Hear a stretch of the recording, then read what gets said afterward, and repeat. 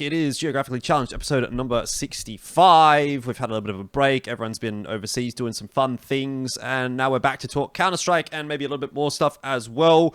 First, actually, we should do some catching up. Pilski, you've just been over in Valorante land, over in Indonesia. It was a pretty cool experience by the looks of things. You had Komodo and Conky over there with you as well, so a couple of CS lads.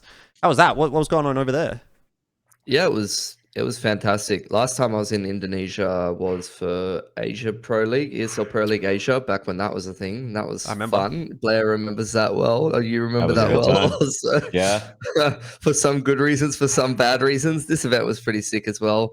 Honestly, I was very lucky because I got to cast a grand final where the Indonesian team was playing on home soil with the fucking crowd going absolutely mental, which did remind me a lot of casting the Australian events, to be honest. So, it was a sick event, honestly. And I think it wasn't a perfect event as, events in Asia are often not perfect. And this event had a lot of difficult circumstances surrounding it. But I think with how good the last couple of games were and, compared with the expectations of what the event was going to be, it was really sick. And just to link it to, a bit more of a, geographically challenged CS theme as well, did get to watch a lot of ex-CS players, a lot of the Lucid Dream guys from the Thai scene playing in one of the favorites for the whole event. And I had to chat with a couple of those guys. Even people like one of the guys in the finals, Zesbu, was like one of the kind of tier 2 CS players playing from Singapore and shit like that. So he played on a few mixed teams. He was telling me he was playing with Machine Gun at one point and stuff like that. So over in Valorante land, plenty of ex-CS boys that, it brings a bit of a tear in your eye to see them succeeding when, they were kind of getting fucked in CS, basically not having any opportunities, not having any chance to do anything. But in Valorante land, Asia's kind of popping off, boys, One of the biggest changes that I think I noticed from players going from CS to Valorant was Benkai. Like, Benkai, if you guys remember, was always kind of a shy, very reserved, very chill kind of guy. And now I look at this cunt and he's dripped out in fucking Gucci 100%. bullshit, whatever. I don't even know. And he's just a completely different person. Fucking got the tats, got the earrings, got the drip. He's just, it's wild. But you saw him too, so that's cool.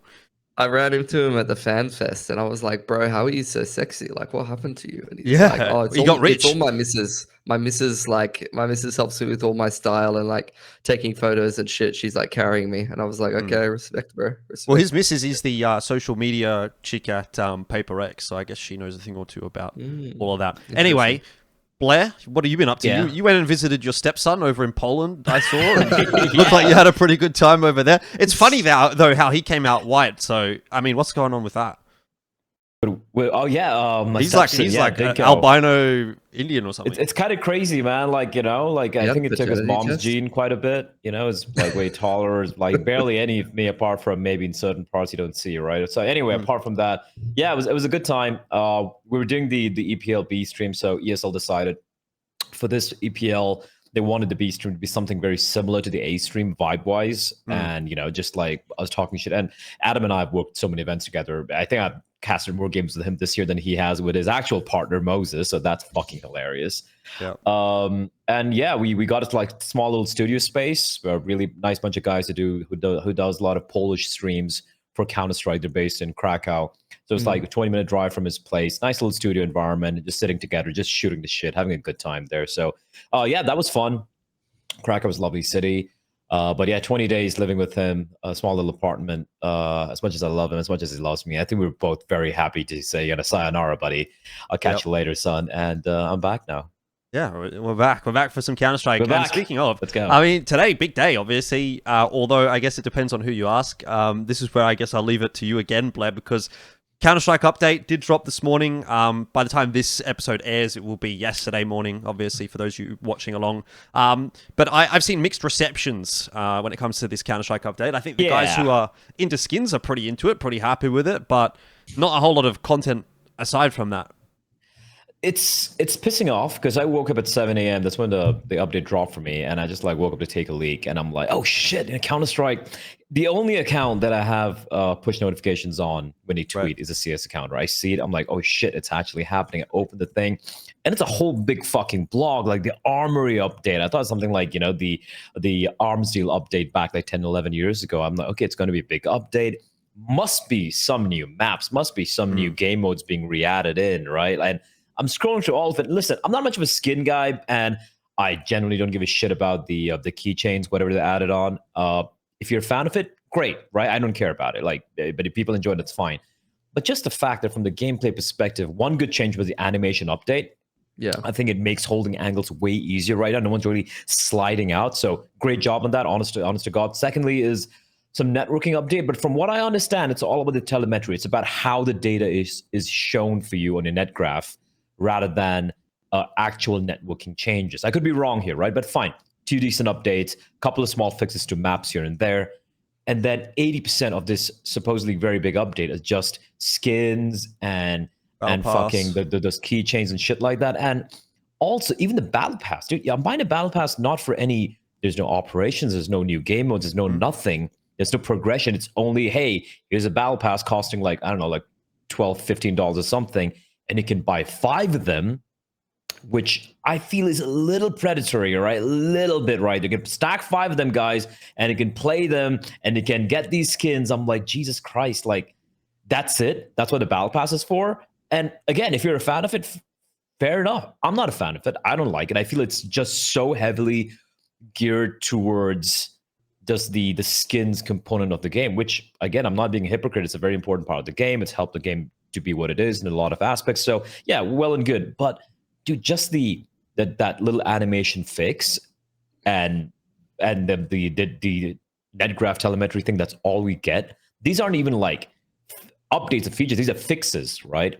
So from a gameplay standpoint, did we get a map? Did we get back like retakes back in? Is deathmatch fixed? What about the cheating problem, for example? And by the way, with the skins farming that's going to be happening right now with the battle pass, there's going to be fuck ton of cheaters on casual, in deathmatch, and in premier and matchmaking, all of that is going to be even more unplayable, if you ask me, at least for me here playing from Asia, than it's been before this update. So I look at this update and I'm like, man, like, what the fuck?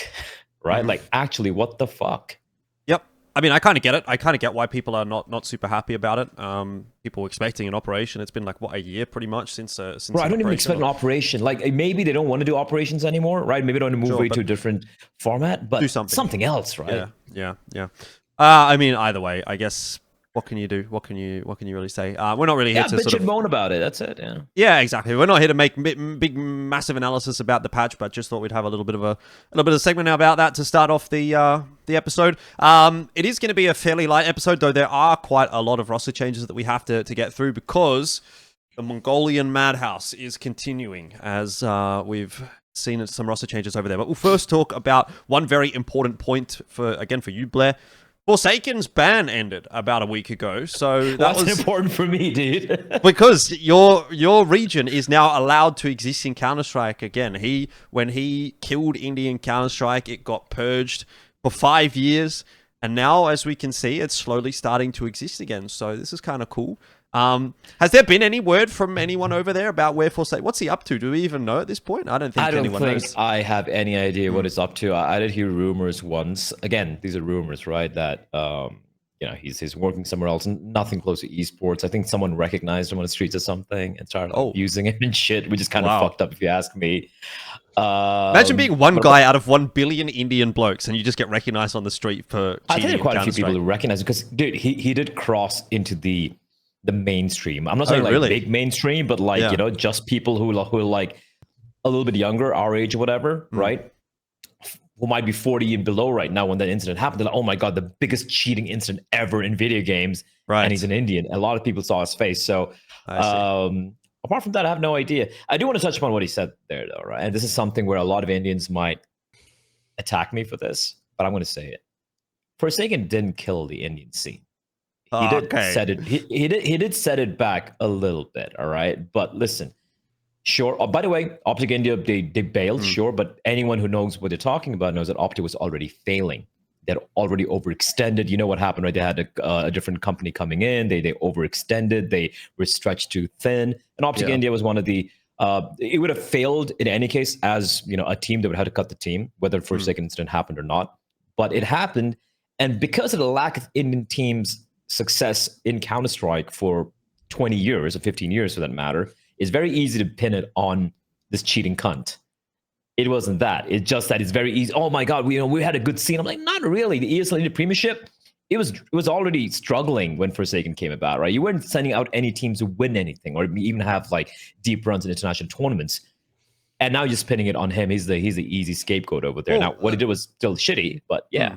Let me ask you this then. And I know we're talking a bit about Valorant in this episode, and honestly, this isn't even something that was planned, but just off the cuff, because there was a lot of investment into Valorant when it came to India. And so if you want to follow that sort of train of thought that, okay, look, and I agree with you, obviously, saying that he killed Indian CS, it is a bit of a meme at this point. It's kind of more for fun than anything else. People believe it, dude. People actually believe it, which is fucking bullshit. Well, if this is what I want to say, though, because, okay, if we're going to go ahead and say, look, it wasn't just him, the Indian CS scene was struggling, failing on its own, which is probably true, at least in terms of the struggling point. They never really had great results internationally ever.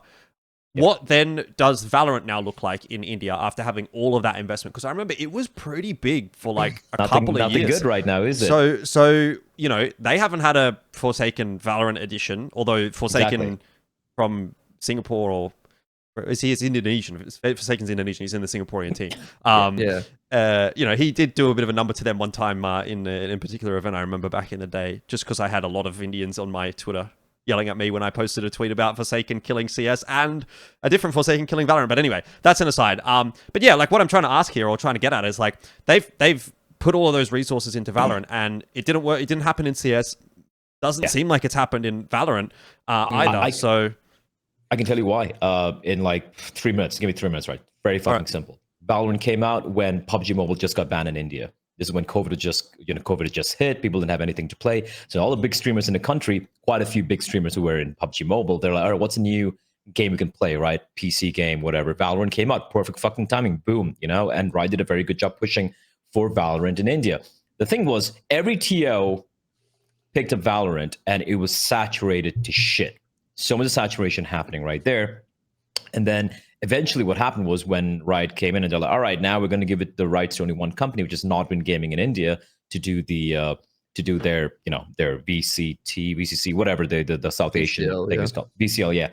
All the other TOs, they're like, oh shit, we can't do any more Valorant anymore, right? Number one, which is why there's a drying up of events apart from the main thing happening in India. Number two, a lot of the players from Counter-Strike were actually recycled, and they never really, look, some of them are friends of mine, right? But even then, the facts being facts, a lot of just friends playing with each other, just a recycling of players. For me, it reminded me of how the Indian scene was in Counter-Strike prior to Valorant. Only different being now with Valorant, it's just a different game. That's about it, right? Sure, we had SK Rossi. He popped off, probably the best player we have in PC scene. But apart from that, there was no one around him to really work with, right? So after all these tournaments, after all these TOs, and after all these organizations, if you look at GE Global Esports right now, who have a spot in Asia Pacific, I think 60% of the players are not from India. They've been trying new players out. I think Benkai played. It's like one. They just recycled their roster. They had one Indian player in their last roster, and they just picked up a new roster. That's about it. And the reason they did that is at least to kind of have the Indian roots. And I don't blame them. Now, here's the thing: a lot of the fans are like, "Oh, GE, how dare you not have Indian players?" I'm like, guys, Fnatic are a UK org. Started off in Australia, actually, if I'm not mistaken. Everyone they've always had Swedish players, not an international team. Likewise, a lot of orgs. Titan was a fucking Singaporean org who had just French players. So what G are doing, I have no qualms with it. I think it's smart from them. They realize that, okay, we've built a fan base and everything, but now we need to win stuff, and to do that, we need to get players from outside. So if you look at the Valorant scene in India right now, I wouldn't say it's dead. I think it's still much healthier than what Counter-Strike was at the end of its life in India. But it never really achieved what we thought it would because of the same issues which I saw with the Indian Counter-Strike scene back then. So it wasn't, you didn't even need a Forsaken to hurt the Valorant scene in India. It just never really blossomed. That's what it is. Yep. It definitely fell off. I remember it was huge at one point. Like there was so many people tweeting about it and whatnot and whatever. Well, it's still got a huge fan base. It's just like they haven't really had very good results in general. the players, I would say, are like, there's a lot of talent in Asia, and it's very like hyper competitive. And to be fair, South Asia has kind of got a weird position because they have to play on high ping a lot of the time, so they have their own VCL. But even like their VCL is like, I think it has like pretty good prize money. Like it's got 50,000 USD prize money for like a split 3 that doesn't even like qualify to anything. So like, I think in terms of like the Challenger League, the support that it gets, the fact that they get to play on land, compare that with a lot of other local scenes, they have got like pretty good resources, and they've got a fair bit of investment from certain TOs. They have even some of those other TOs and tournaments still going on. Like if you look at any of the like active Indian players in Valorant, you'll see, and you compare it to like someone from another region, you'll see just how many more tournaments they get to play. Like they get these esports clubs tournaments and all kinds of other TOs that still continue to run. But the level of competition, though, Mitch, that's the thing. Like, what's that? Like the level of competition, all these like local tournaments, it's pretty poor, right? And just to add on to that, like if you look at the Indian teams we have right now in Counter-Strike, God's Reign and what's the other one? True Rippers, for example. Yeah. A lot of these names, not names I knew a few years ago. These are kind of like fresh faces. And if you look at the tournaments they're playing right now, like they play with higher ping, they're playing, and high ping in CS2 is kind of rough as it is, but they're still playing a lot of these teams in Asia. And maybe not against, the likes of Mongolz or Atox, but they're pushing a lot of teams kind of closer, being way more competitive. So I feel like, in a funny way, the fresh talent coming into CS2 with all the old talent leaving for Valorant actually increase the level of, the top teams coming from India and Counter-Strike, while in Valorant, it's the same old guys getting recycled again and again and again. Yeah. Look, I mean, the one thing that I will say is the reason that I brought that up as well is that I thought, it would be interesting to sort of just get an idea of where Valorant is sitting at in relation to Counter-Strike, where it was with all of that extra resources that's been put into Valorant compared to what happened with Counter-Strike. So, same sort of symptoms, same sort of problems coming up there. And inevitably, we see the same kind of a result. Pilski, are you still here? Yeah, I dropped out for a second. Pilski, you're struggling. Back, you need to refresh. I just saw you drop out of the call, but for whatever reason, you look fine. You look fine. It appears as if you're still here, but we can't hear you. So I can hear him fine. Oh, I couldn't hear him.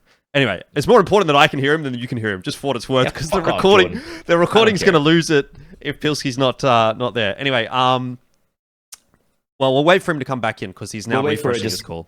Just put fixes in post. There we go. He should be back. Yep. Yeah. All right. No, sorry, my fucking net is like deciding to like just dive for like 15 seconds and then come back. Yep. No, that's fine. It's funny because like you drop out of the call, but I can still see you on OBS and like you're just looking like normal, but I can see that you're not in the call anymore for whatever reason. So, right. Anyway, besides, let's move on because we've got a fair bit of stuff to talk about here with Mongolia in mind. In particular, there's a lot going on over in Mongolia. Like I said, it's the Mongolian madhouse at the moment. I don't know what exactly has spurred all of these roster changes and shakeups and whatnot, but multiple teams making changes. Multiple, somewhat, I would say, surprising changes as well, high-profile changes. The first one I want to start off with, maybe not the biggest of changes, is the Chinggis Warriors changes. We've got Zilkenberg and Sergelen who are leaving. Don't know exactly why they're departing the roster. I actually thought that the roster was doing pretty well. I thought Chinggis Warriors was looking pretty good from what I saw. So I'm a little bit surprised to see them making some changes. Apparently some guy called Mello is coming in. Never seen him necessarily, but he's someone that's been kind of kicking around a little bit. And apparently he's pretty decent. But what is kind of sad for me is... and it may end up still working out for Chinggis Warriors. I don't want to necessarily go down the rabbit hole too far there, but what is kind of sad is that I feel like the identity of this team to me kind of was Zilkenberg and Stardust when I was sort of watching them. Stardust seemed like a bit of a standout player. Zilkenberg, obviously a bit of an OG, having a bit of a renaissance in a pretty decent team. And just not working out. So I don't know. They've made some changes. I don't know if there's really much that you guys want to comment on with those ones in particular, but from what I understand, they want to use this roster going forward for the sort of long, medium term.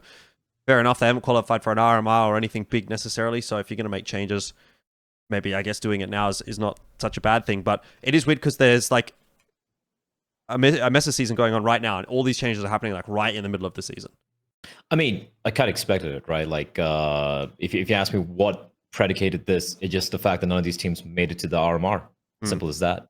Right? You didn't make it to the RMR. You're like, all right, you know, that's our big chance to get that sticker money and everything. So now, whatever frustrations were simmering under the, you know, under the top of all those teams, like Zilkenberg, for example, he's been around for a while. I feel like him leaving, I don't think he's going to be coming back. He's what, 33, 34 right now, right? Yeah. Like he's had his time in the sun. That's there. This used to happen quite often, if you remember, like once upon a time, and it just kind of stopped once the Mongolz became the Mongolz. Once they're like, we're not going to move around. This team can succeed. They're a top 10 team in the world. I think that kind of put a stop to it because teams are trying to compete with them. And I feel like not making to the RMRs led some frustrations to kind of rise to the surface, and teams started being a little bit more volatile. So I'm a little surprised at how many changes are happening right now, but in the overall context of things, yeah, whatever. I don't really have any strong opinions about this. Yeah. This is one change which, like, a bunch of obviously got a lot of Mongolian viewers and people that sort of message me. I assume you guys maybe get some messages from the Mongolian fans as well, and they're always sort of saying, oh, you know, here's this change and that change. Like, what do you think of this one? And to be honest with you, like, Chinggis Warriors making a change, I mean, I don't really give a shit. Like, at the end of the day, they're a pretty fun team to kind of watch and pretty interesting team when it comes to Mongolia, but they're not really pushing the issue when it comes to Asia, so it's not a big concern for me necessarily. This next change, though, the Annihilation change on Atox, this one's wild to me. Like, this is absolutely also how crazy. It happened. Yeah, how it happened, and then the next change after that as well. Like, these just get... I mean, this is just Mongolian Counter-Strike in a nutshell. These guys are cooked. Anyway, I don't know who's cooking, whether it's going to be good or not, but Annihilation is out of Atox. He has been benched. Based on the conversations that I've had, he chose to leave, but he obviously can't leave because he's under contract. So don't know necessarily what's going on there. But in the HLTV article, it does say, according to the tournament organizer, Annihilation was already upset with the team before the first map of the series, and he stormed out without an explanation. So they were playing in a Mesa game. He was obviously pissed off before the game started. Something didn't go down very well on map 1 or whatever after map 1. I don't know. And then for the next map, the coach is standing in. So that's fucking wild to me. First of all, I don't know. I just want to say, before I give a caveat, I don't actually know what happened. I don't know any internal details about, who's in the right, who's in the wrong. Did someone do something, this or that? I don't know. But it's fucking wild to me. And I think very unprofessional on all sides that it would go down this way. Whether it is Annihilation just being an absolute baby and deciding, I'm out, I'm done, I'm not completing this series, that's unprofessional. Or if someone really has done something egregious enough to get to the point where, he's now not playing the rest of the series out, and for good reason, like, how does it get to that point in the middle of a series? I don't know. But it's just wild to me that this is even a thing. Like, in the middle of a series. How often, if ever, has that ever happened? I just cannot recall. Yeah. If you owned a team, right? And by the way, like, did you guys watch Atox at EPL? A little bit, yeah. Yeah, a little bit. Yeah. Okay. Wait, was it EPL Cologne? No, it was EPL, yeah. It was the Vitality game, right? Yeah, and Annihilation was, as usual, fucking out-fragging Zairu in game 1. Yep. Bottom frag in game 2, like the second series, and then get top fragging. He had his ups and downs, right? But his his highs are so fucking high, it's insane. Yeah. Now, I want to give you a hypothetical here. Imagine he played the entirety of EPL, the way he played against Vitality at that level, right, of performance, and then this happens where he just fucking quits playing middle of a series. If you're a team owner, would you pick him up? No, I mean, well, so this is the thing as well. No, definitely not. But even with the caveat, Jordan, you don't do that. It's so fucking unprofessional. And he's been around the scene for what, 4 or 5 years now? Well, this is kind of where I wanted to take this, because again, I don't know what has gone on here behind the scenes. I haven't spoken to anyone. I don't have any inside information. I don't want to, because we obviously have somewhat of a platform now, I don't want to go and say, oh, Annihilation was the bad guy here. But the inference that I'm getting is that he's just kind of gone, I'm out. And I don't think that that's a very good mentality to have, even if you're under incredible pressure for whatever reason. Again, like I'm saying, there could have been something behind the scenes that was said that was just so egregious that it's like, that's not okay. And then he's just like, I'm done. That's my boundary crossed. Fair enough. But for it all to come to that is a bit ridiculous. And I'm starting to kind of wonder, can he even come back from this? Whether he's in the right, whether he's in the wrong. And this is kind of where you're going, I think, with it as well, Blair. It's like, which team can he possibly go to now? If Annihilation is still a very good player, which I think he is, when he has his peaks, he can definitely carry a game. So he definitely deserves to be in a decent Mongolian team. But which team could he actually go to now and realistically expect to be competitive in Counter-Strike? Because he's had his chance with the Mongolz. Obviously, that didn't work out for one reason or the other. We don't know necessarily. No bad blood, I assume. Now, theoretically, there seems to be pretty bad blood with Atox for whatever reason. Again, no idea whose fault that is. So that's your top 2 Mongolian teams out of the picture. And after Atox, there's a bit of a fallout. There's a bit of a drop-off, in my opinion, in terms of like level on that Mongolian tier list. So if he decides to now go to another team, if he can even get into another team, it's a step down again. And your chances of making it to a major, to an RMR even, are very, very, drastically poorer with a different team. And that's even under the assumption that anyone's going to be looking at that and going, well, this guy's not worked out in Mongolz, not worked out in Atox. He's a good player, but what's going on behind the scenes? So, yeah, I wish we had a little bit more information, but just the nature of, obviously, the fact that it's in Mongolia, we don't speak Mongolian, we're not entrenched with that community. But from what I'm hearing, it's just like, yeah, he just dipped out in the middle of a series. It's just what's going on. The fine details are not actually really that important, in my opinion. Like, I think the thing that you need to realize is like, and this is something that I think like viewers who haven't been on the inside of a team don't really think about, is like most teams are like this. I would say like 80% of teams are like having internal issues, or like people that don't necessarily get along well, or people who disagree, people who argue. Managing conflict as part of a team is like one of the biggest and most important things. Here's like a great analogy, just to difference quickly maker, cut in there. Opinion. You obviously, when you're in a relationship with one other person, okay? And think about how often sometimes things go wrong in relationships. Fairly often. I think the divorce rate is like 50% in the US or something like that. So 50% of 2 people relationships doesn't work out. Think about adding 5 people plus a coach and then a competitive environment. So continue your point. 100%. It's like a pressure cooker, and these kind of things happen more often than you would expect. They're just not usually like put out there. So like, I think honestly, to answer your question, if I was a team owner, would I pick up Annihilation? Fucking absolutely, bro. Like, there's just no one that like is that good, you know, and you need like players of that talent level. And also to just look at what Atox are doing, like, you guys are fucking trolling, bro. Like, you actually finally had like a good roster that could do something. You miss out on one RMR due to losing an online game to a very close online BO3 to a team that upset you. Like, that RMR, you play that 10 more times, it doesn't go that way. And Mongolz are getting invited to fucking everything, which means that like every qualification spot is very winnable for you if you just fucking stay together and keep playing the qualifiers and keep improving. But instead, you're going to blow your team up and like literally fucking set those opportunities on fire. Like, it's really fucking stupid. You know what makes me sad is, as Jordan was mentioning earlier, right? You were talking about the Mongolz, Atox, pretty steep fall off in the rest of the teams, right? I had the opportunity to cast the majority of the Atox games in EPL. Yeah. I didn't like what I was watching. I think the individuals, where apart from if Annihilation pops off, that they win, that's a win condition. Apart from that, the way they're playing CS, the comms, the strats, whatever, I'm like, if I compare Mongolz and these guys, I actually wonder, I'm like, holy hell, how are they even close games against these two teams? Because look at the way the Mongolz play Counter-Strike. And sure, they fuck up here and there. It's not like they're perfect either, but the style is so different.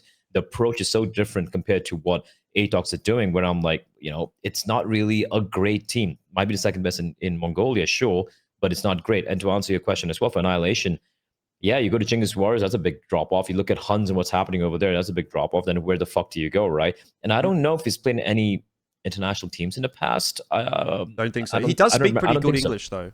Good enough. He does actually speak good English. I remember once chatting with him, I think on Instagram or something about it. So maybe he can go there. But then again, the other good teams are the Chinese teams. So don't necessarily give a shit if you speak English or not. It's more about, you know, Chinese, Mandarin rather. So I don't know where he goes from here. I think it's just disappointing. And I think, again, this goes to, once again, me having to praise Mara for making this Mongolz team, no matter what the iteration is, no matter what he has to do to take out people like Score getting cut right there, Annihilation getting kicked out. And we're like, what the fuck are you doing? What is kids are picking up? And he's like, I know better. And I feel like he is the main reason why the Mongols are unshaken by all the bullshit that's happening in the region and why they stand alone. And unfortunately, I don't think they don't have a figure like that for the rest of the teams, right? And I think that's why all this fuckery is happening. And look, Pilski said he'd probably pick up Annihilation. I don't know, man. I wouldn't want to pick up a guy who would quit in the middle of it. And again, Jordan, I get the caveat. You're not trying to be harsh on him, but we got to work with the information we have.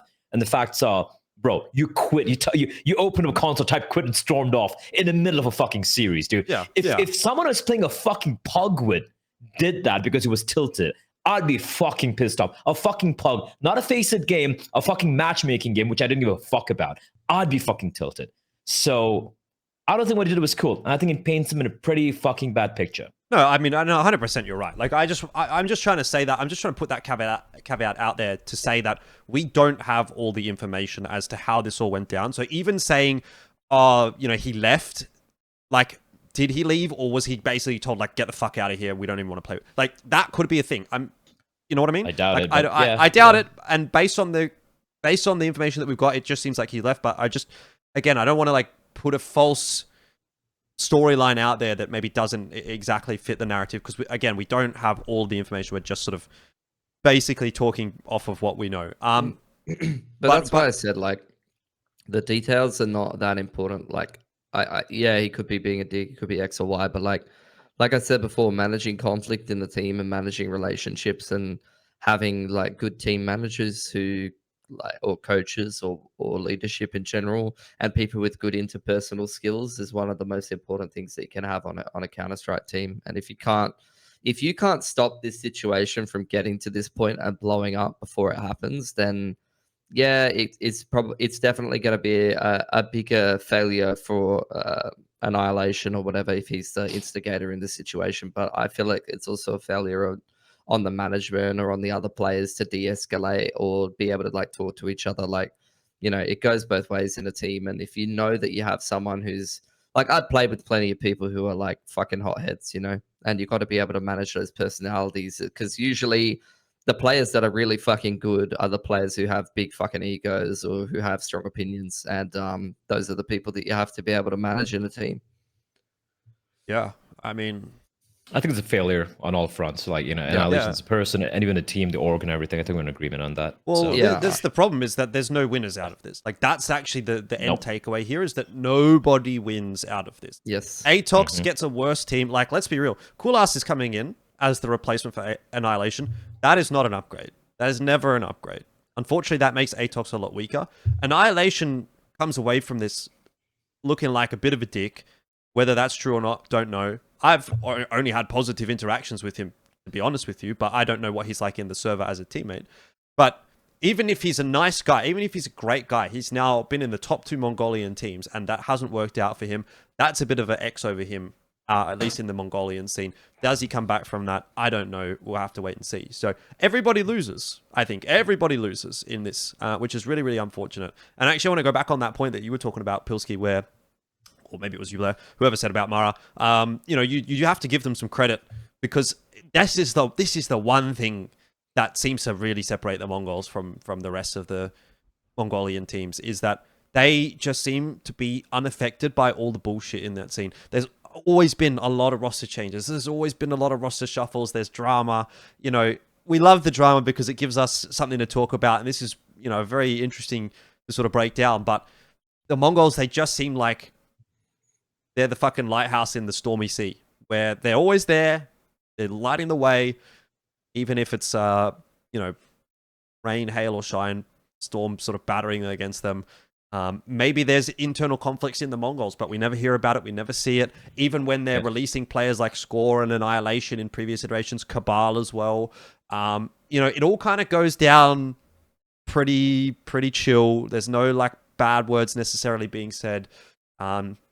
Which, again, I don't know if there's necessarily been bad words said about this Atox situation, apart from that statement from Mesa that's on the HLTV article.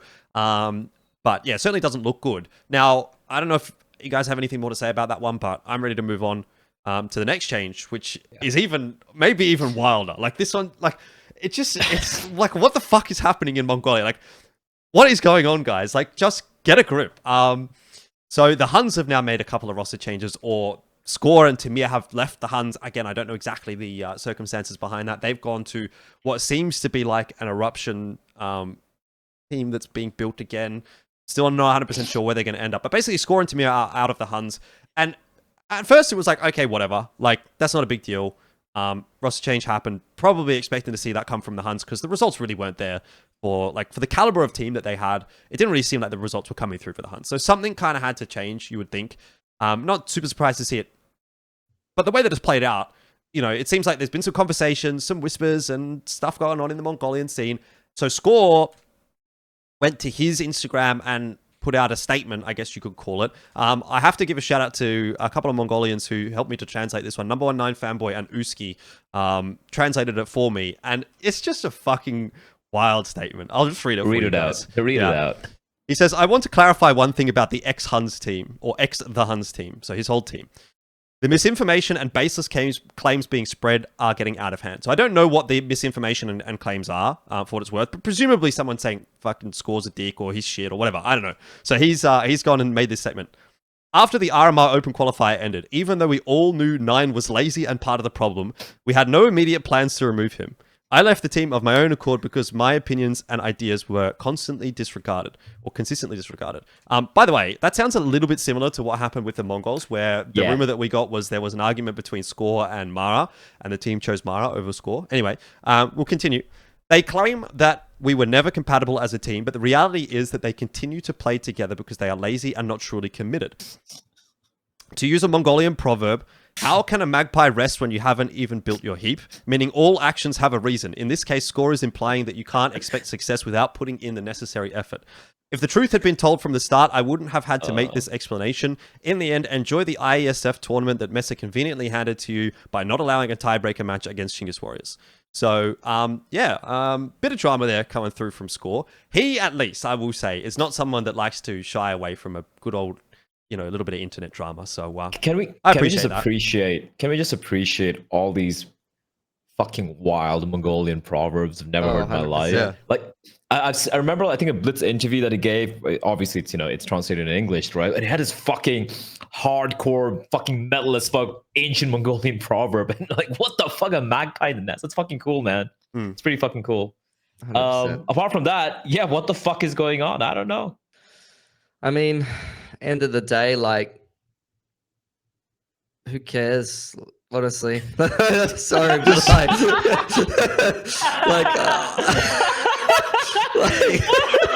I'm sorry.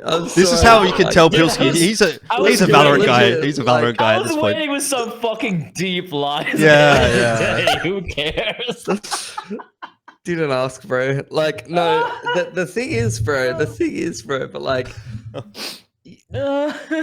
obviously you guys aren't putting in effort because they had such a sick roster on paper and they just did not do shit for like 2 years, bro. Like, how can you constantly be shit for 2 years? Like, of course you must not be practicing, like something's going on. And it makes sense to part ways at the end of the day. Like, thank fuck that team's done with, because like I felt like they still exist, by the way. I think they still exist. They've just made some roster changes. Cool. I think that Huns core is probably still gonna like not do anything, most likely, but I don't know, bro. They were hoarding so many good Mongolian players in the same team, like Bartak, Score, fucking, they had a bunch of bangers when that roster Nine's came in there. together. NCL's the coach. Like, there's a lot of names. 100%, a lot of good names, but they just did not like. They just didn't do shit, and that's why I don't care. At the end of the day, it's like I was like tournament after tournament after tournament after tournament. Like Huns. They got open qualled, guys. They got open qualled. I can't say I care. Like when you just don't do shit for like 2 years, like you thank fuck this team is breaking up. Let's get 2 good teams. Let's get teams that are motivated to try, or whatever the problem is. Let's fucking try something new. Let's spread the talent around a little bit more. Fuck it. Let's get like Score, Tamir, Annihilation, all the same team and fucking send it. I don't give a fuck, bro. What about starting the No, but here's the funny thing, right? You're gonna get scored, you're gonna get Annihilation, both of them gonna have different ideas, and then you're gonna have Annihilation quit in the middle of the game. It's like, he's not fucking listening to me anymore, right? They need, dude. I don't like know who. I don't know who has to. Who does it have to be? Does it have to be someone like Cabal? Does it have to be Dobu? But clearly didn't work out in Atox either. But they don't seem to have like a talismanic figure who can work with these young guns, right? Who can make them all on the same fucking page, like, temper them a little bit, and just, you know, build a good team. Apart from Mara, for some fucking reason, I don't get it. To be, can't, like, you know, like, they had the team. You guys had it and you fucked it up. Like, what are you doing, guys? Fucking hell. What did Annihilation say? Sorry, what Score say in a statement again? Is like they were lazy. He basically said 9 was lazy and part of the problem. He just called out 9 like that. That's fucking wild, so, dude. Like, I think 9's the IGL on that team. Obviously, 9's someone who has a lot of experience as well. So as far as like names in that roster, I guess like maybe Bartak and 9 are like the two bigger figures. Score would be part of that as well because obviously his tenure with the Mongolz. But like, you probably got some clashing ideas within that roster that, for whatever reason, is just blown up. I mean, Tamir was around for... How old's Tamir? I feel like Tamir's... His third... Yeah, he's been around a while.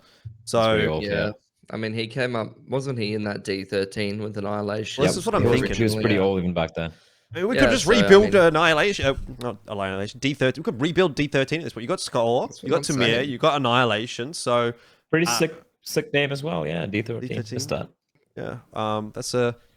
bit of a throwback team, but anyway, yeah, look, I don't really know what to say about all of that. I suspect you're probably right, Bleh, in that, like, a lot of these teams had disappointing runs in the RMR qualifier. Like, they all would have been expecting to, you know, maybe not in the case of Chinggis Warriors. I don't think they expect to make it necessarily, but they expect to be competitive. The Huns, I don't think you can necessarily expect to make it, but, like, that team, those players... They know that they've done better than that in the past. They've been to the major for a vast majority of those players, and to then just not even sort of make it into the qualifiers is like a bit sad. So that would have pissed them off. Atox to be so close, and I think Atox, especially with all of the stories that are around them at the moment, being, you know, that up and coming team in Mongolia that's going to like be the team that follows in the footsteps of the Mongolz. I think there would have been extra pressure on them just internally, probably, and then even externally, Mongolian fans can be a bit wild. I know that they can be a bit wild. So I think, like, at the end of the day, to summarize, it's like the Atox change is the one that I'm like, what the fuck are you doing? Like, you guys had it. Like, you had the good roster, and now like it's been gone and fucked up. For Chinggis, like, I felt like they were land dragons a little bit. Online, they weren't like I wasn't super excited about their prospects. But I was open to them making changes, although the players that I felt like did well for them are the ones that are going out the door, some of them. So, like, I'm not sure if that's going to be a positive step in the right direction. And then for the Huns, like, it's about fucking time, honestly. Like, maybe this isn't the fashion that you would have wanted it to happen in, but, like, if you don't achieve the results with those players all on the same team that you were looking for such a long time, like, time to try something else, boys. I'm gonna agree with Mitch here, and I just say, if this leads to another team who are motivated enough and who have the right people to play at a high level than what Atox showed us, at least from what I saw in EPL, like, the only win they had was, like, they had a very close game against Vitality. I won't take that away, and then it beat Ents, which is already breaking up. Apart from that, they just got kind of smashed by everyone else, right? So if you can find a team that is a worthy number 2 to the Mongolz at the end of this clusterfuck, I'll be happy with it. I don't think it's going to happen. I think Atox. Let a man dream, right, dude. I don't fucking have Tyloo anymore. I don't have fucking Pichi. Let me have another irrational team I can rally behind. Yeah. Hey, yeah. I hope so. I think it's going to be even more clusterfucky though, and more individual plays. To be honest, if a team like that does come together, won't be as clean as Mongolz. They'll be doing some rando stando shit. It is what it is. Yeah, well, I guess let's move on from Mongolia and jump over to ANZ. This is another pretty wild change, and it does, again, it's one of those where it's like, oh, you know, it kind of, I guess, makes sense, but then it gets wilder. So, Rooster have removed Danger. They haven't really made an announcement about it, but They were playing one day of ESL Challenger League without Danger, and I had heard on the download that Danger was out of the team, and then in their most recent ESL Challenger League game, there was an interview that ASAP did with Joshin, and he said that they had removed Danger, sort of citing that it just wasn't fitting into the team in the way that they wanted to, and so fair enough, okay, fine, nothing too crazy or untoward there. That is now Danger's second crack at Rooster as well, by the way. So he was in, then he was out, then he was back in, now he's back out. I don't think there's any coming back from that, really. As far as I understand at this point, there's no actual replacement. So they've just removed him, but they haven't found someone to put in just yet into that position. And what is wild about this is they're going to be playing at Atlanta with JHD. And Bleh, you might not know who JHD is, but if you ever remember the guy that was standing behind Rooster at some of those ESL Pro League events, that's JHD. So he's fucking along for a good time. At this event? Not this most recent one, the previous ones. Okay. Because the one at this event, Dinko and I didn't know his name, but we just kept calling him one of the Hemsworth brothers. That's JD. I think that's JD. Full send JD. Like, he was mogging like a motherfucker, bro. Like, the good-looking dude, I'll tell you that, yeah? Yep. But I had no idea who he was. Different Honestly, guy. Probably would have preferred him to play, but I wouldn't be super excited about it. Wait, I remember this guy, previous EPL, just stand behind and never call attack timeout ever. Yeah. I mean, yeah. Okay. Rooster never called attack timeouts until recently. That was their thing. Yeah, it's pretty troll, I'm not going to lie. I don't know. I can see why. I can also see the pluses of Danger. I can see the minuses of Danger. I think Danger is a decent player, but like, would I say like he's a must keep? Not necessarily. I think like he's had some good moments. He's had some good maps. He's like a decent player, but like I don't know if Danger's ever shown us anything that at international events that said to me like, oh, this guy's actually going to be on like a successful team or going to be like amazing or anything like that. He's had some good clutch moments. He's been decent in Australia, but yeah, I don't know. I don't know if I've been sold like he's like as good as some of the other players in the Rooster roster or going to be as like a best Australian player of all time or anything. So I'm not upset that he's getting removed necessarily, but at the same time, they're not replacing him with anyone good. They're playing with a stand-in, which means they're going to get fisted in Atlanta. I'm not particularly excited about that, to be honest. And I'm not really sure who you put in the team necessarily as a replacement, to be honest. Yeah, it doesn't seem like there's an obvious choice. I think that's the issue.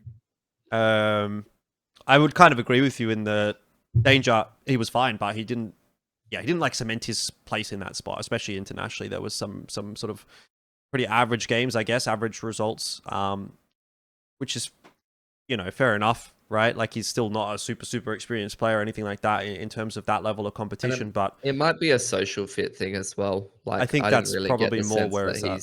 Yeah, necessarily this on the same wavelength as some of the other Rooster boys. Like he seemed like a polite young gentleman, to be honest, which is not necessarily who you would put in the social circle of the Rooster players necessarily. And I might just leave it at that. Yeah, okay. Well, this is the other thing that I think is a bit unfortunate about Rooster, and it feels like it's been a problem that's been plaguing them for quite a while now, that they haven't really quite been able to lock down their full roster. Like the core has always been there. The core was always like Chell, ASAP, Netic. And now it feels like the core is like the TJP, ASAP, Chell. And it's like, well, Slimy's in there. He's looking pretty good. No complaints about that at the moment. But like, he's still kind of the fresh kid on the block. So who knows if he ends up in like 6 months in the Danger position where it's like, it didn't really work out. But obviously now having lost Netic, I feel like they just kind of established TJP in the team as like one of the core members as Netic's like on the way out. And it was all just about finding one more player. Now it's kind of like, well, we've got Slimy and now we need to find another person again. And that's assuming that Slimy's going to work out in this team, which, who knows at this point. I don't know. Like, watching them at EPL, I was surprised with their opening game against Mouse. They were about a 2-0 Mouse, dude. They were, I think, like a 5v2 away from 2-0ing Mouse. So we all remember that, right? Yeah. Didn't happen, but then I'm like, okay, Slimy had a fucking incredible game there. I'm all right, this is looking pretty solid, right? game 2 against Big, just fucking smashed, like fucking. I think they fisted, were done, like mentally. I think they were done. How can it be done for like one? Dude, it's the same fucking story with these guys again and again and again. Every EPL, every event we go, we see one close game. Like, all right, they need to know how to close it out. 100%. And then it happens again and again and again. Final game against Astralis, he got fisted, man. Fisted so hard, they're being used like a sock puppet by fucking Astralis, right? And I'm wondering what the fuck happened. Like, how could he just completely fall off? Yeah. I like TJP. I think he's got good, brings at least from what I can see over there, he seems to bring the good vibes and everything. The calling wasn't necessarily bad.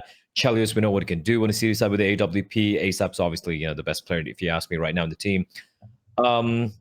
I think Danger is just a casualty of them not having the identity. I don't necessarily. You could be right as well, right? It could be the social dynamics and everything, but I don't think Slime is going to last much longer either. They still like figure out how they want to deal with it. But they, after having watched Mini EPL, I have to say I totally share your frustrations because I look at some of the players and how they play and how close they can be against some top tier teams, and then the next day it's like, Jekyll and Hyde. I'm like, who the fuck are you guys? Who the fuck are you guys in the server right now, right? So, I don't know, Mitch. Do something about it. It'd be a waste. They definitely have always had potential, and that's why it like makes me want to punch myself in the head. Every single event that I watch them play, like they get so close. Dude, the mouse game was really, sick, really well. bro. So fucking sick. Chell just running in. It's like, fuck you, I'm gonna own you. Ace, I was popping off. I'm like, what is happening? It's insane. And then it just completely go flat. It's fucking. It just pissing off. I think the frustrating thing about Rooster is they get to that point where you're like, oh, they're about to like get to the next level, and then there's like some sort of setback, right? It's either a roster change or like Nedic leaving, or now TJP's having to learn to IGL. Like, you know what I mean? Like when Nedic left, it was like, fuck, okay, Rooster's fucked again. Okay, so we'll give him another sort of 3 months to kind of figure things out. TJP moves to IGL. That now starts to look kind of good. You know what I mean? Slimy's integrating in. Everyone seems to be okay. TJP's having success. Chell's doing all right. ASAP's doing great. You're like, fuck, all right. Maybe Rooster's getting there. And then it's like, oh, now they're going to go to Atlanta and play with a substitute stand-in. That's just a throwaway event at this point for Rooster, which really fucking sucks. Because, again, it's like, first of all, that's a throwaway event. But in all of that time, they're not trialing anyone new. They're not looking for a new player. They come back to us straight ANZ, and then it's like, we're going to finish off ECL, probably without being able to play with this new player, because I don't imagine they can make a roster change at this point. It's halfway through the season. So we don't get to see the new Rooster until next year, or like any relevant tournament toward the end of the year. Like, what is it? I don't know. Yeah, I don't know who they can pick up. I wouldn't be surprised to see Slimy stay, just because Rooster often gravitates towards players who frag a little harder or a little bit more talented, or like on the pucky side of things, which I think Slimy kind of fits into that, even though he's very fresh and doesn't have a lot of top level experience. So I could see Slimy sticking around, maybe, to be honest. And I think he's been pretty solid on the come up recently. But as for a fifth player, like, I'm just not sure who they get, because they do kind of need someone who brings stability to the team. There's no obvious choices there. And do you feel like someone who's been around the scene for a while, let's say, a more of a veteran player, right? Do you think he's got a mental I don't think it's going to happen. Stability to come into the team? That's the thing. That's the thing. They've tried that though. They tried it with Hats. They don't actually. I think that Rooster is the kind of team, and like I might be speaking verbatim or speaking out of tune, but this is just my opinion from watching them for many, many years and seeing the kind of team players that go in and out of the team, and the fact that they haven't got a coach for ages and ages and ages and all this kind of stuff.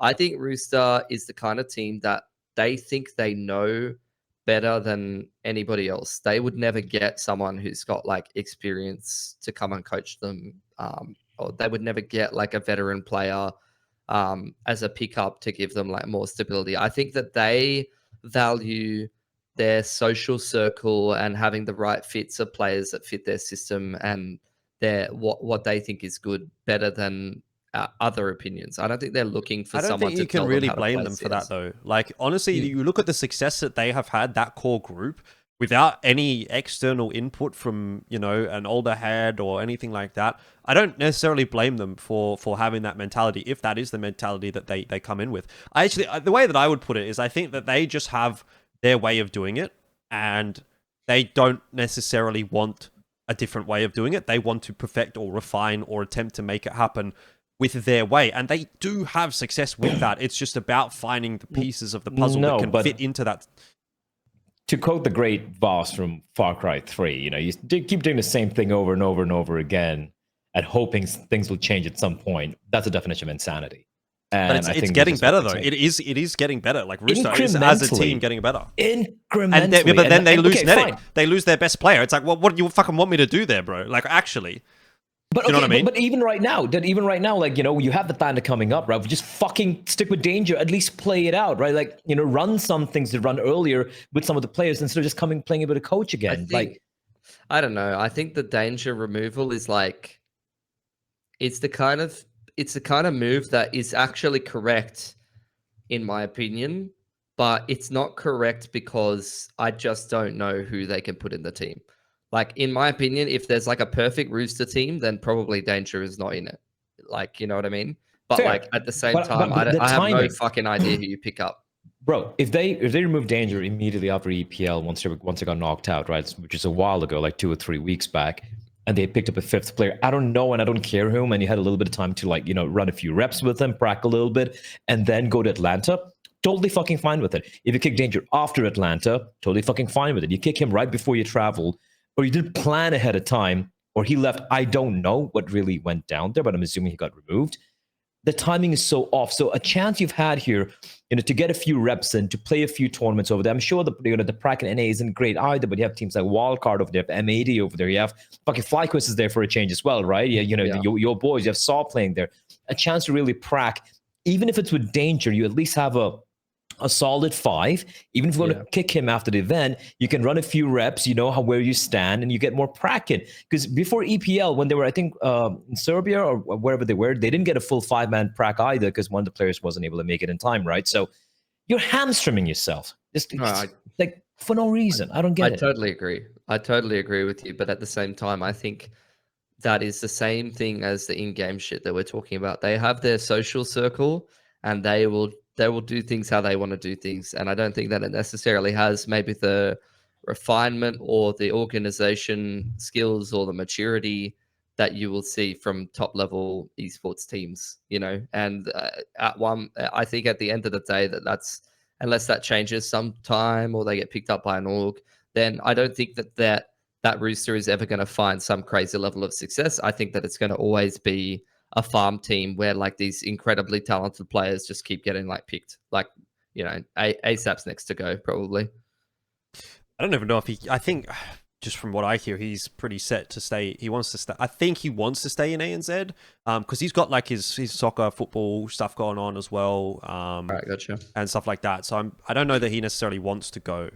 That may be wrong. I haven't heard that from his mouth. Maybe we can talk to him one day on the podcast. He actually did a very good interview with Josh, and I recommend going and having a look at that one. I think I can maybe put a link to I think he put it on YouTube. I think I'll put a link to it in the description here if anyone's interested to sort of see what's going on with Rooster at the moment. Because yeah, ASAP's one of those guys that like, he doesn't talk much, but then when you get him going, he fucking yaps. So once he actually got going in the interview, it was quite interesting to sort of listen to what he had to say. But yeah, I don't know. Who knows what the fuck's going to go on with Rooster for the next 3 months or so, which is a bit sad. But yeah, wish him the best, obviously. Hope that they can figure it out ASAP. Couple of quick minor points before we say goodbye. Nothing really to touch on here, but Rare Adam is going to miss Rio because of visas, which really fucking sucks because this was a team that, we've been like, they're doing pretty good. And then they qualify for something and it's like, nah, sorry, bro. So I don't know what it is. Even I got Brazilian visa pretty easy and I'm from fucking India, man. Like, how do you fuck that up, bro? Like, yeah. Unlucky. That's all I can say. Yep, pretty much. Nothing really to say there. They get replaced by Imperial as well, so that kind of sucks for Asia just in general. I don't know if you've spoken about this, but like, shout out to Zachar, bro. Like, Lin Vision, when they played like Group A for EPL, like, listen, they again, obviously, they came into the event. I'm like, listen, you just lost a couple of your best players. You lost Star, you lost G. I'm gonna I'm not going to be critical at all. If you guys are able to take a map somewhere or make a couple of close maps, I'll be very happy with you guys. And Zachary just fucking ended being a top 5 player in the entire fucking event. He was unleashed. So that's a good sign for Lin Vision. Hopefully they can build on this and maybe they can be competitive down the line. That's all I have to say. Yeah, we did talk about that a little bit on the last episode. Okay. Anecdotally, I mean, he played pretty well yesterday night as well, watching ECL. But I think for me, the biggest question is going to be like, how does Lin Vision look at the RMR? Because all this other stuff, it's inconsequential. Everything right now is just preparation for that RMR, for that major. It is looking okay, better than expected. It's looking better. But we'll still have to wait and see how they go at the RMR. I think that's going to be the be all end all, really. We didn't get to talk much about we did talk about Mongolz at ESL Pro League, but that was prior to them playing that playoffs run. The conclusion that we kind of came to there, Blair, because you missed that episode, was that we would be happy if Mongolz would win a series in the playoffs. Like, that would be like them achieving the expected result, but not pushing the bar any further, which has kind of been where they've been sort of floating for the 6 months or so now, which is in the end what actually eventuated. They lost to Eternal Fire. They very nearly beat Eternal Fire as well. Again, another really, really close loss. Obviously, Eternal Fire went on to play really well in those playoffs, and actually, they reached the finals, man. The best of very 5, good final, 3-2. very good final as well. Yeah, which like it didn't work out in the end, but again, it's like I can't really fault Mongolz for losing to that Eternal Fire. That Eternal Fire looked pretty good, but it's just like fuck, so close again. Like I feel for Mongolz, I'll tell you where we all know where they kind of what they can do, right, against a good team on a good day. They almost beat Spirit as well, by the way, where they smashed them in Cologne, for example. So they're a team who can take down a top 5 team in the world on a good Sunday. If they can continue to make playoff runs of S-tier events and maybe get a win over there, maybe not even a top 4, but like a top 6, top 8 placing consistently, I think I'll be very, very happy with that. For me, that solidifies them as an S-tier team. They become a top 10, not even top 10, a top 8 team consistently. And I think looking at the way this team has grown, I think, and obviously, a lot of Mongolian fans, they're a little bit more rabid than us. They wanted to be number 1 like that. It's never going to happen. We don't even have a number 1 team right now, apart from Na'Vi, right? Like anyone can beat anyone. And if they can reach that level of, being one of the teams can beat anyone in TRS in the top 8, top 10 of the world, I think I'm pretty happy with that. I think I'll be very happy with that. Yeah, I mean, the unfortunate thing is that they were like 2 rounds away from their best result ever at an S-tier tournament. I don't think they've placed... Well, okay, let's just say Yala Compass was S-tier. They won that, but an ESL Pro League or whatever, this or that. Like one with that event, all right? I'll just tell you that it was an S-tier. It was an A-tier. It was a tier. It was an A-tier event with S-tier prize pool. Boom. Yeah, sure. But their best result at a big LAN, which had all the best teams in the world. They've never placed top 8, I believe, at like a Cologne, a Katowice, an ESL Pro League, a major, whatever, any of those kinds of events. So, they were only a couple of rounds away from that, which would have been like their best result ever in my mind. But yeah, it is what it is. That was a very good Eternal Fire. Anyway, so it's fine. True. This is what I said last episode. I was like, man, they're just like baiting us. It's all going to happen when it really, like for the perfect storyline. We'll just keep our smash phase, vitality, spirit, and mouse just on a straight fucking run. Right. They shit on Na'Vi in the grand finals, win the fucking major. Everyone's gonna be like, whoa, okay. Right. As my good friend from Twitch chat, who I screenshotted one time, I don't even remember his name, said, "Welcome to Asian, motherfuckers." That's what it's going to be in Shanghai. So with that, we'll wrap up the episode. Again, like, comment, subscribe. Thanks for watching. Do all those things. Hire us, you cunts. Hire us, you cunts. We haven't worked an event together in 12 months, so we'd like to do that again soon, ideally. The sooner the better. We're not doing the RMR. Well, desk I'm not doing the RMR. Like the dream desk, Jordan hosting, and then me and Blair on in the analyst position. There is no analyst desk, by the way. Is there for the Asia RMR? I don't think. I have no idea about who's doing the Asian RMR. I know who's casting it, and I know it's not any of us. So that's, Anyway. I'm just saying, three of us on a desk for an A top-tier Asian LAN would be the shit. The actual shit. Yeah, Mesa Nomadic Masters, Sky Esports, fucking you name XSE Pro League, Extremes LAN, any of those events, that would go hard. But That's wishful thinking. Hopefully 2025. We'll see how things go. But either way, yeah, look, that'll be us done and dusted. buymeacoffee.com/Elfishguy if you want to support, and we'll see you for the next episode. Peace.